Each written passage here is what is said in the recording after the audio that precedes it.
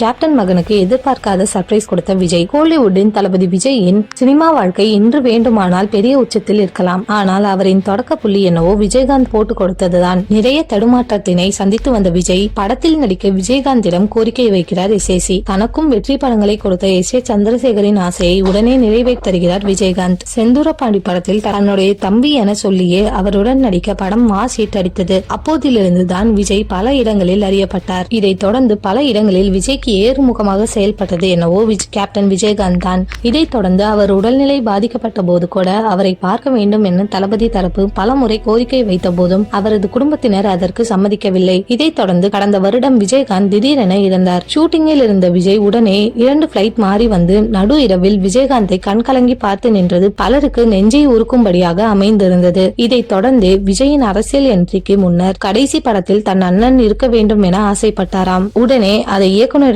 பேசி ஒரு முடிவெடுக்கப்பட்டு விஜயகாந்தின் குடும்பத்தில் பேசி தற்போது கோட் திரைப்படத்தில் AI மூலம் விஜயகாந்தை சில காட்சிக்கு கொண்டு வர இருக்கின்றார். படத்தின் ரிலீஸும் நெருங்கி கொண்டிருப்பதால் ரசிகர்கள் பெரிய ஆர்வத்துடன் காத்திருக்கின்றனர். படத்தின் ப்ரொமோஷன்கள் அதிகாரப்பூர்வமாக தொடங்குவதற்கு முன்னர் தற்போது ஒரு முக்கிய விஷயம் வெளியாகி இருக்கிறது. கோட் படத்தின் இயக்குனர் வெங்கட் பிரபு தயாரிப்பாளர் அர்ச்சனா கல்பதியுடன் இணைந்து தளபதி பிரேமலதா விஜயகாந்தை அவர் இல்லத்தில் சந்தித்து இருக்கின்றனர். இது குறித்து புகைப்படங்கள் இணையத்தில் வைரலாகி வருவது குறிப்பிடத்தக்கது. அடுத்து படத்தில் கேப்டன் மகன் சண்முக பாண்டியனை நடிக்க வைக்க விஜய் திட்டமிட்டுள்ளாராம். தளபதி 69 படத்தில் விஜயுடன் சண்முக பாண்டியன் நடிக்க வாய்ப்பிருக்கலாம் என கூறப்படுகிறது.